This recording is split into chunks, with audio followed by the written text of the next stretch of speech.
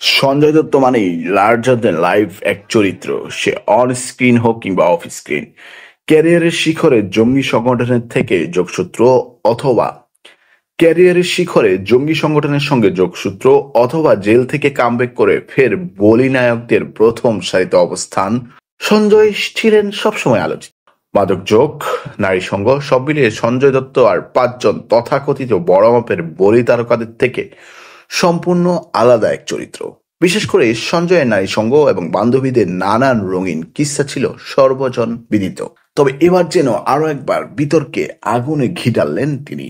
এক সাক্ষাৎকারে দীপিকা পাড়ুকোনকে বিয়ে করার ইচ্ছে প্রকাশ করেছেন সঞ্জু। সঞ্জয় জানান, তার বয়স আরেকটু কম হলে দীপিকাই হতেন চতুর্থ স্ত্রী। অভিনেত্রীর সৌন্দর্যে নাকি মুগ্ধ তিনি। পুরাতন এক সাক্ষাৎকারে খলনায়ক ছবির প্রসঙ্গ উঠলে সঞ্জয়কে প্রশ্ন করা হয়েছিল, সে ছবির জনপ্রিয় চলিকে পিছে গানে মাধুরীর জায়গায় তিনি কাকে দেখতে চান। এক মুহূর্ত সময় না খরচ করে সঙ্গে সঙ্গে দীপিকার নাম নিয়েছিলেন এই অভিনেতা।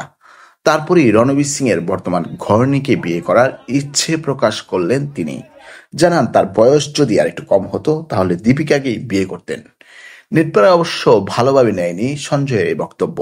এই অভিনেতার বিরুদ্ধে নিন্দায় সরব হয়ে উঠেছেন নেটিজেনরাও। কেউ লিখেছেন, প্রকাশ্যে যদি এসব কথা বলতে পারেন তাহলে আড়ালে কেমন ধরনের কথাবার্তা বলেন। অন্য একজনের মন্তব্য, এই কথা শুনে আমারই কেমন লাগছে। সেক্ষেত্রে দীপিকার কথা ভেবে সত্যি খারাপ লাগছে। প্রসঙ্গত, সঞ্জয়ের প্রথম স্ত্রী রিচা শর্মা 1996 সালে ব্রেন টিউমারে আক্রান্ত হয়ে মৃত্যু হয়েছিল। এরপর 1998 সালে বিমান সেবিকা রিয়া পিল্লাইকে বিয়ে করেন সঞ্জয়, কিন্তু সেই সম্পর্ক স্থায়ী হয়নি।